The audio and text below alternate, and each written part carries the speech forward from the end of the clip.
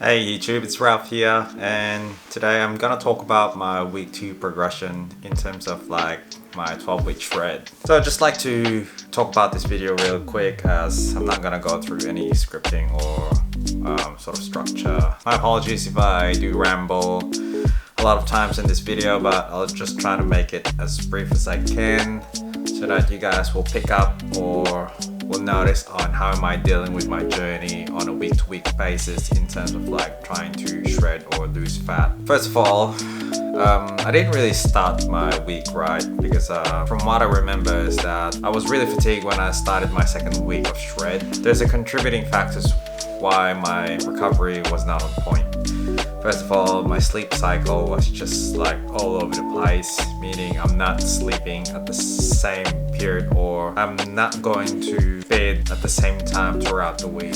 So that could actually disrupt my sleep cycle or my ability to fall asleep instantly when I go to bed. So it did mess up my sleep cycle in terms of like just trying to achieve like 6 to 8 hours of sleep every night.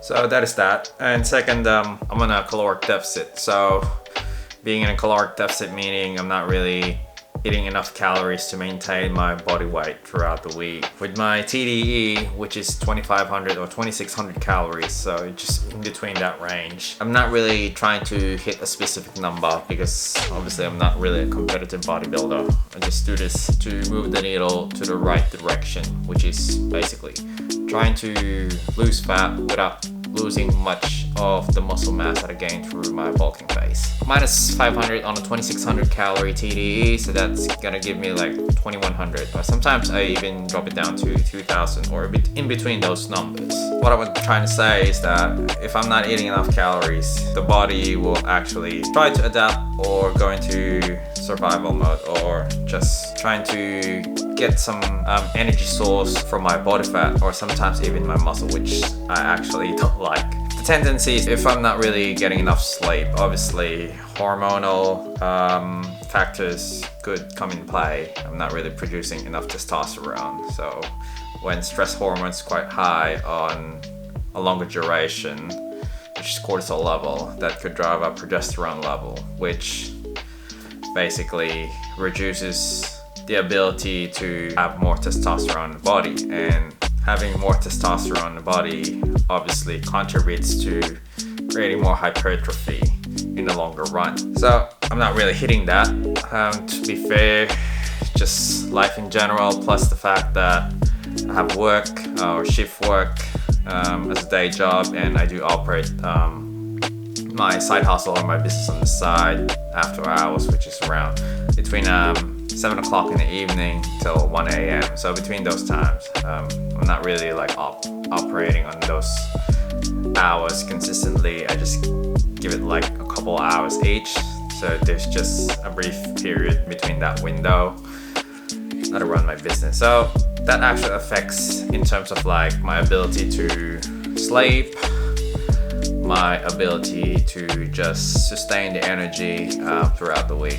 But I'm not really excusing myself from it because I do know that this will actually happen to me as number one, I'm trying to maximize my time in terms of like having this journey on the side, because I do enjoy pushing my body to the limit in terms of like manipulating my physique, my weight, going through shredding process. For some reason it does excite me, even if I'm not eating enough calories. It just get me into that zone that I'm sticking to a rigid and robust process that will give me the ability to go to my long-term goal, which is trying to achieve in between 10 to 15% body fat.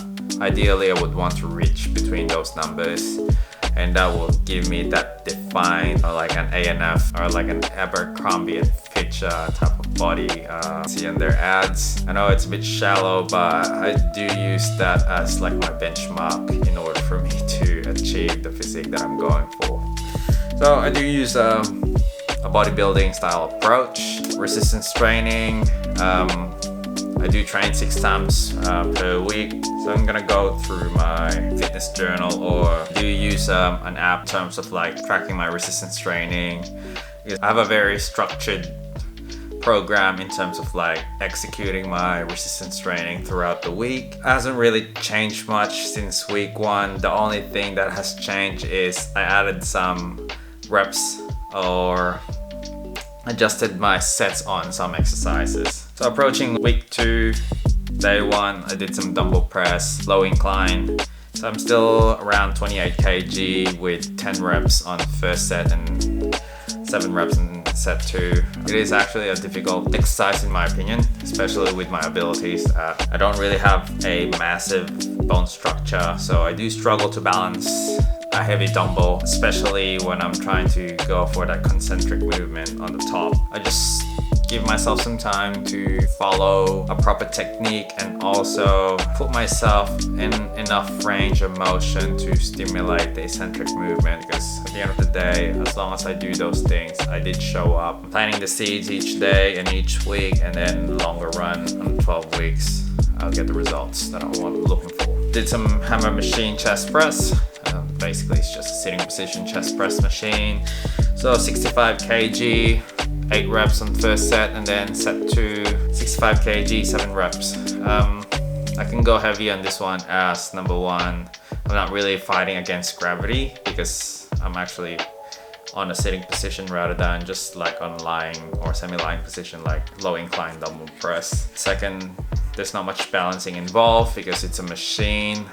So it's actually assisting me in terms of like my movement. So the emphasis on technique is more on point on this exercise. Cable triceps push down bar. I just add some reps on to my load this week on week 2. So same weight, 28.75, 10 reps, and then second set's 8 reps.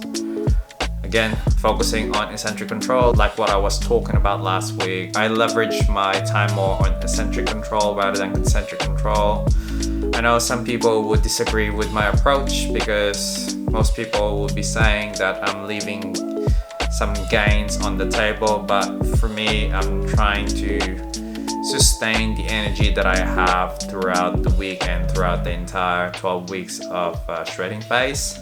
And plus the fact that eccentric movement accounts 75% of hypertrophy over 25%, which is concentric movement. So I'm just trying to be economical and smart enough to leverage my technique on what actually helps me get to my long-term goal. Calf machine, basically standing calf raises. So I do max out the weight on our calf machine in my local gym, which is 210 kg. Set 1 is around 8, and then set 2 is 7 reps. Enough stimulus. I do notice that my calves are starting to grow a little bit bigger. For the past 3 years, this has been the most, hardest muscle to train in terms of like growing it. Probably because my genetics doesn't have much muscle cell on that area of my body. So just trying to take it slow at this one. Dumbbell lateral raise. So I do train my side delts twice. So this is the first day that I'm training it on this week. So 8 kilograms, 3 sets, 12, 10 and 8 reps for set 1, 2 and 3. Again, probably you'll hear me say this a lot of times on this video.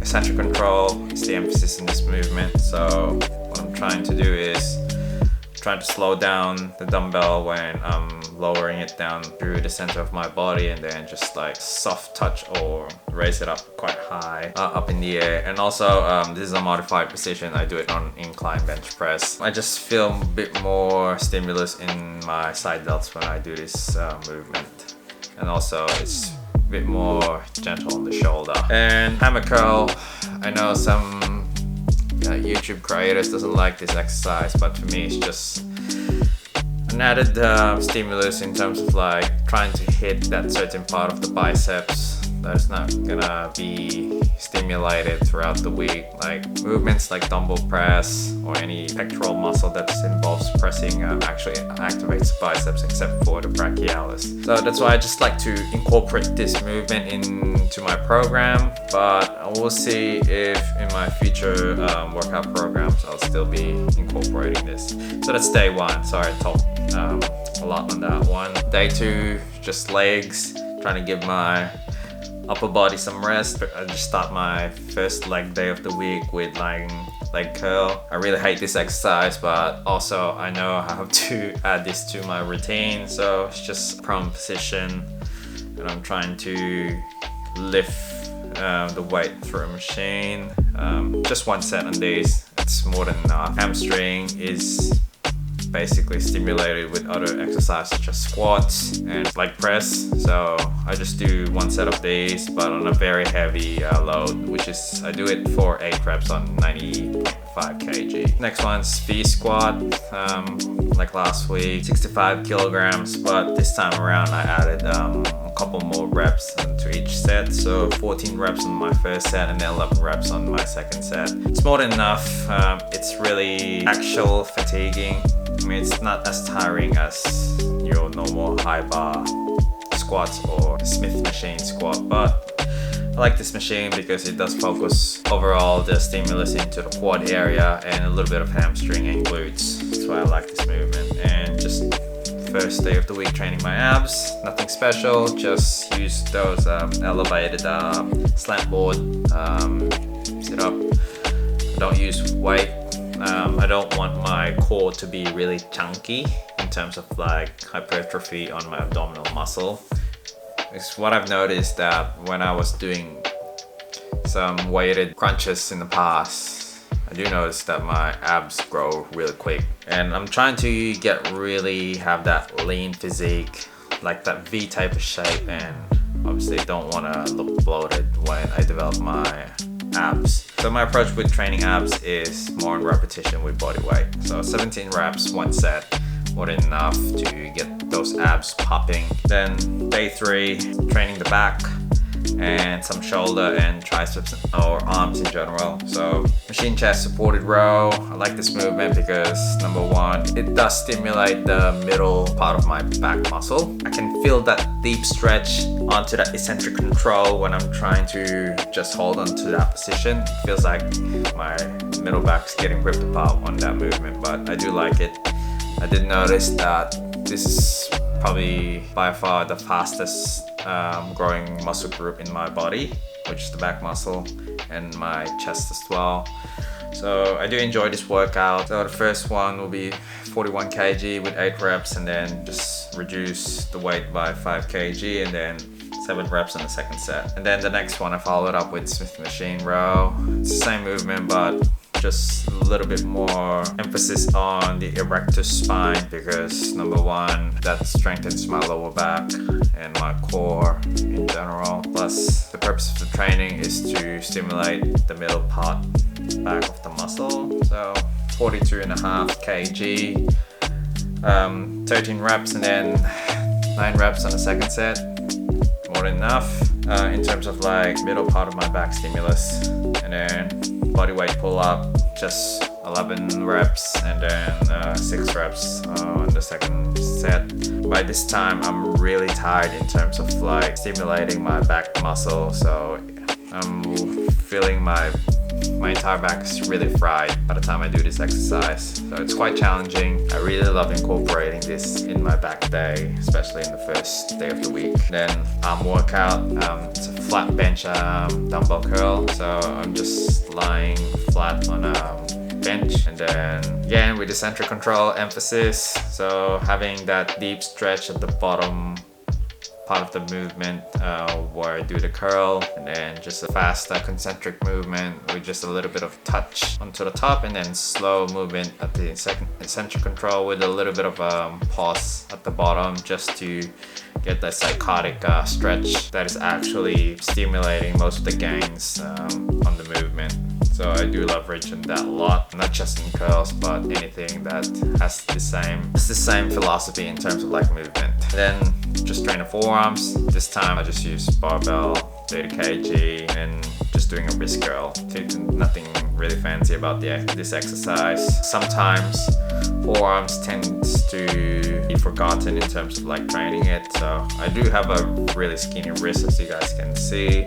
it's not much muscle mass in there, so I try to train it twice per week. 15 reps on the first set and then 13 reps on the second set. So that's day 3, and then day 4, which is Thursday, going back to chest. I think this is by far the hardest load in terms of like my resistance training throughout the week. So I start my day with some tricep action instead of like going to chest. I just like to switch it up a bit. Overhead tricep extensions, like similar movement to skull crusher, but using a bar and those machines that you can see in the gym. So 21 kg, 9 reps and 8 reps for the second set, and then I follow it with some dips with emphasis on the pectoral muscle. Pause at the bottom to emphasize that stimulus on that deep stretch with eccentric movement. 13 reps on the first set and then 9 reps on the second set. And then I do use chest press. This one is not an incline, but it's still in the same hitting position. Not much trouble in terms of like trying to control the load or weight on the top part of the movement. What I normally do in the chest press machine, I add a little bit of, it's like a Bosu ball type of yoga block.